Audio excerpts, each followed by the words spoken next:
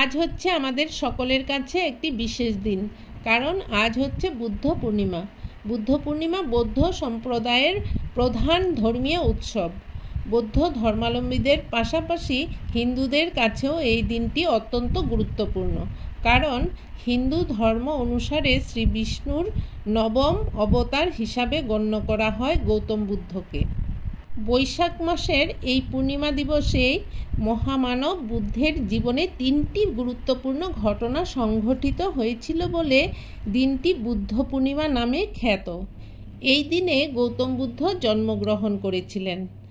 এই দিনে তিনি সাধনায় সিদ্ধি লাভ করেছিলেন বলে জগতে বুদ্ধ নামে খ্যাত হন। এই দিনে তিনি মহাপরিনির্বাণ লাভ করেছিলেন, অর্থাৎ তিনি এই দিনেই দেহ ত্যাগ করেছিলেন। যীশু খ্রিস্টের জন্মের 500 বছর আগে, অর্থাৎ আজ থেকে 2500 বছর আগে, নেপালের কপিলাবস্তু রাজ্যে শাক্য বংশের রাজা সুধোধনের গৃহে জন্মগ্রহণ করেছিলেন এই গৌতম বুদ্ধ।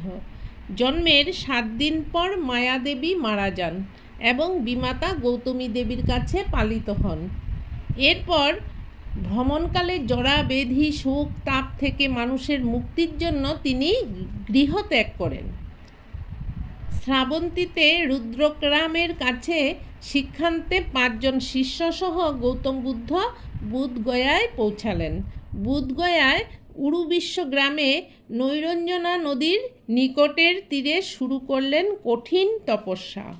কঠিন তপস্যায় শরীর ভেঙে যাওয়ায় যোগাসন ত্যাগ করেন। নদীতে স্নান করে বসে আছেন। এমন সময় শ্রেষ্ঠী কন্যা সুজাতা এই যোগীকে বনদেবতা জ্ঞানে পরমান্ন নিবেদন করলেন। গৌতম সেই দান গ্রহণ করে শরীরে বল পেলেন। পুনরায় সিদ্ধির জন্য বল পেলেন। পুনরায় শপথ নিলেন সিদ্ধির জন্য। গৌতম বুদ্ধ মনে মনে সংকল্প করলেন, এই আসনে আমার শরীর শুকিয়ে যাক, চামড়া মাংস হাড় লুপ্ত হয়ে যাক, তবুও বহু জন্ম দুর্লভ বুদ্ধি লাভ না করে এই আসন থেকে কিছুতেই উঠব না। ধ্যানে বসলেন যোগী। ধ্যান ভঙ্গ করার জন্য এলো মার, যা মানুষের সংকল্পের বিঘ্ন আনে। বৈরাগ্যর অগ্নিশিখায় পুড়ে ছাই হয়ে গেল মারের সমস্ত বল বিক্রম। পরাজিত হলেন মার। মার জয়ী। মহাযোগী স্থির হয়ে গেলেন। ধীরে ধীরে অন্তরের সমস্ত অন্ধকার দূর হলো। জ্ঞানে প্রজ্ঞায় জ্যোতিতে হৃদয় ভরে উঠল। গৌতম বোধি লাভ করলেন, সিদ্ধি লাভ করলেন সিদ্ধার্থ। তার সম্মুখে জন্ম জরা ব্যাধি মৃত্যু রহস্যর দ্বার উদ্ঘাটিত হলো। সিদ্ধার্থ উপলব্ধি করলেন দুঃখের কারণ এবং এর থেকে উত্তরণের উপায়। সেই দিন ছিল বৈশাখী পূর্ণিমা রাত। সিদ্ধার্থ হলেন বুদ্ধ। মানুষের দুঃখ নিবারণের পথ খুঁজে পেয়েছেন। সিদ্ধিলাভের পর পরিব্রাজক হয়ে আসলেন বানারসির কাছে মৃগদাবে। সেখানে 5 জন শিষ্য কগুনা, বাপা, ভদ্রিয়, মহানাম ও অশ্বজিৎ এদের সঙ্গে সাক্ষাৎ হলো। তারা বুদ্ধের জ্যোতির্ময় দেহ দেখে অভিভূত হয়ে যান। তার বুদ্ধি লাভের বর্ণনা শুনে বুদ্ধের নিকট শিষ্যত্ব গ্রহণ করলেন। শুরু হলো নূতন সংঘ। সংঘ শরণং গচ্ছামি। জগতের ইতিহাসে এই প্রথম সন্ন্যাস সংঘ স্থাপন হলো। শুরু হলো প্রচার জীবন।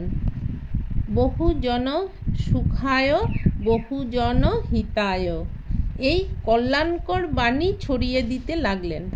কথা ছিল বোধিসত্ত্ব লাভ করার পর রাজপ্রাসাদে আসবেন। এসে দেখেন রাজা বিম্বিসার অপুত্রক থাকায় তিনি দেবতার প্রীতিকামনায় বিরাট যজ্ঞ করছেন, আর এই যজ্ঞতে হবে বহু পশুবধ। শুনে বুদ্ধ মর্মাহত হলেন। সেখানে ছাগ শিশুর পরিবর্তে নিজেকে তিনি উৎসর্গ করলেন। রাজা বিম্বিসার বুদ্ধের তত্ত্বের ব্যাখ্যায় মুগ্ধ হয়ে রাজ পরিবারসহ সকলেই বুদ্ধ ধর্ম গ্রহণ করলেন। এমনকি পশুবধ নিবৃত্তি করে বুদ্ধকে বেণুবন দান করলেন, যা ছিল উপবন প্রমুখ কানন, তা হলো তপবন। বহু বিত্তবান মানুষ ও জ্ঞানবান মানুষ বুদ্ধের সন্ধান করে তার করুণা ও বাণীতে মুগ্ধ হয়ে বুদ্ধ ধর্ম গ্রহণ করেছিলেন। অপূর্ব ছিল বুদ্ধের লোকশিক্ষা। অবশেষে আসল মহানীরবতা কুশীনগরের পরিনির্বাণ মঞ্চে শয়ন করলেন ভগবান বুদ্ধদেব। বুদ্ধ ধর্মীয় গ্রন্থের নাম ত্রিপিটক। যাগ যজ্ঞ পূজা হোম দ্বারা দেবতার কৃপা লাভ করা যায় না, লাভ হয় আত্মনির্ভরশীলতার দ্বারা। বোধিসত্ত্ব লাভই বুদ্ধের ধর্ম। সর্বে ভবন্তু সুখিনঃ সর্বে সন্তু নিরাময়াঃ সর্বে ভদ্রাণি পশ্যন্তু মা কশ্চিদ দুঃখ ভাগ ভবেত্।